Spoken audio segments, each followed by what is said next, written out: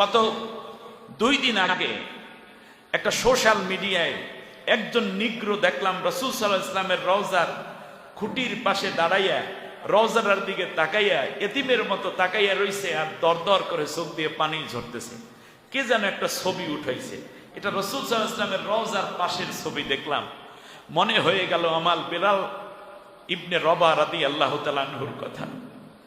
একটা কালো মানুষের ভিতর থেকে কি স্বচ্ছ চোখের পানি বেরিয়ে আসতেছে, ওর হৃদয়টা ভরা বিশ্ব নবী সাল্লাল্লাহু আলাইহি ওয়াসাল্লামের ভালোবাসা, মহাব্বত, প্রেম, দরদ, যা 1450 বছর পরে বিচ্ছুরিত হয়ে চোখের পানিতে অশ্রু হয়ে টলটল করে চোখ বেয়ে বেয়ে পড়ছে, যা দেখে লক্ষ লক্ষ সোশ্যাল মিডিয়ার নবী ভক্ত, নবী প্রেমিকরাও আবেগ আপ্লুত হয়েছে। সম্মানিত ভাইয়েরা, আমার মনে হয়েছে আল্লাহর নবীকে বেলাল বুঝি কত ভালোবাসতো। আজকের এই নিগ্রো এক ভাইয়ের চেহারার মধ্যে কোনো আর্ট নাই, কিন্তু চোখের পানিটা মনে হচ্ছে যেন হীরার মুক্তার হীরার মতো জলজল করছে, স্ফুটিকের মতো মনে হয় যেন নূর হয়ে বিশ্ব নবী প্রেমিকদের অন্তরে বারবার খোঁচা মারছে, আলোড়িত করছে, আন্দোলিত করছে, সজাগ করে দিচ্ছে। আল্লাহ তাআলা কার চোখের পানি কবুল করে জানি না।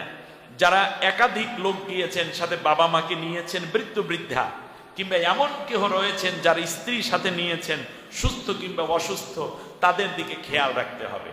আল্লাহ তাআলা সহজ করুন বলি আমিন। আপনি চলে গেলেন আজকে রাতে, কিংবা চলে গেলেন সকালবেলা, কোথায়? আরাফায়। আরাফা মানে হজ, আরাফা মানে হচ্ছে হজ। বিশ্বনবী সাল্লাল্লাহু আলাইহি ওয়াসাল্লাম বলেছেন, যেই ব্যক্তি আরাফাতে হাজির হলো না সেই ব্যক্তির হজ হলো না। আর কোন বান্দা বান্দি যদি আরাফাতের ময়দানে হাজির হয়ে যায়, আল্লাহ রব্বুল আলামিন তার হজকে মঞ্জুর করে নেন। সুবহানাল্লাহ। এজন্য বিশ্বনবী সাল্লাল্লাহু আলাইহি ওয়াসাল্লাম বলেছেন, শোনো, মা মিন ইয়াউমিন আকসারা মিন আইয়াতিকাল্লাহু ফীহি আবদাম মিনান নার মিন ইয়াউমি আরাফা খায়রুদ দুআউ ইয়াউমি আরাফা।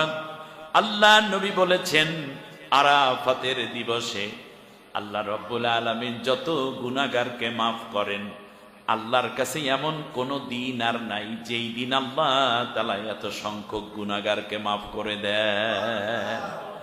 অগণিত বান্দা বান্দিকে আল্লাহ তাআলা আরাফাতের দিন মাফ করে দেন। সুবহানাল্লাহ বলেন।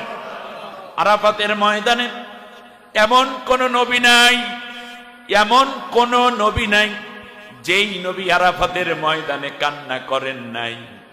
এমন কোন নবী নাই, রসুল নাই যেই নবী রসুলকে আল্লাহ তাআলা আরাফাতের ময়দানে হাজির করান নাই। সমস্ত নবী আরাফাতের ময়দানে হাজির হয়েছেন, কেঁদেছেন। আল্লাহ রব্বুল আলামিনের হাবিবের জন্য বলেছেন, সবচেয়ে বেশি মাফ করে দেন আল্লাহ তাআলা আরাফাতের দিন। সুবহানাল্লাহ। আমরাও আরাফাতের দিন আল্লাহর কাছে কাঁদবো, রোজা রাখবো, তার কারণ এই দিন আরাফাতের হাজিদের কি শুধু মাফ করেন না, বরং আল্লাহ রব্বুল আলামিন দয়া করে এই দিন অগণিত কবরবাসী এবং অগণিত দুনিয়াবাসী গুনাহগারকে মাফ করে দেন। আল্লাহ নবী এর জন্য বলেছেন, খয়রুদ দুআ, উত্তম দোয়া হলো দোয়া ইয়াউমি আরাফাত, আরাফাতের দিনের দোয়া। সুবহানাল্লাহ। আরাফাতের দিবসের দোয়া আল্লাহর কাছে সবচেয়ে প্রিয় দোয়া। সুবহানাল্লাহ। এই দিন যেন আমাদের মাথা সেজদা থেকে কম ওঠে, এই দিন যেন আমাদের হাত দুটো আসমানের দিকে বারবার উত্তোলিত হয়, হোক সে দিনে কিংবা রাতে, দুপুরে কিংবা সকালে, আমরা যেন ব্যস্ততা কমিয়ে দেই। অফিসে যদি ডিউটিও থাকে, এই দিন ডিউটি প্রয়োজনে ছুটি নিয়ে নেন। ঘরের মধ্যে অনেক কাজ থাকলেও এই দিন কাজ কমিয়ে দেন। অনেক টেনশন থাকলেও টেনশন কমাইয়া দেন। এই দিন সব বলবো কার কাছে? আল্লাহ রাব্বুল আলামিন বলতেছেন, শোনো, আরাফাতের একটা রোজা ইউকাফিরুস সানাতাল মাদিয়াতা ওয়াল বাকিয়া। আল্লাহ রাব্বুল আলামিন আগের বছরের গুনাহ আর আগামী 1 বছরের গুনাহ এই আরাফাতের দিন মাফ করে দেন। সুবহানাল্লাহ। অন্য হাদিসে আছে আল্লাহর নবী বলেন, সিয়ামু ইয়াউমি আরাফাতা আহতাসিবু আলাল্লাহি আইয়ুকাফিরাস সানাতাল্লাতী ক্বাবলাহু ওয়াস সানাতাল্লাতী বা'দা।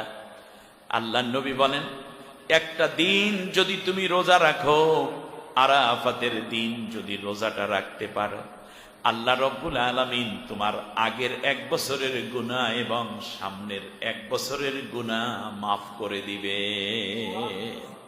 কথাটা আমার না, নবীজি বলেছেন। কোনো কনফিউশন আছে?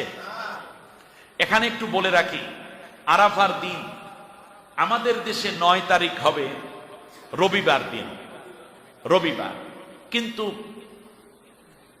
অক্ষাংশের কারণে, দ্রাঘিমাংশের কারণে পৃথিবীর ব্যাস এবং ব্যাসার্ধ ভিত্তিকে হয়ে গেছে তার আগের দিন দেখতে পাবো আমরা।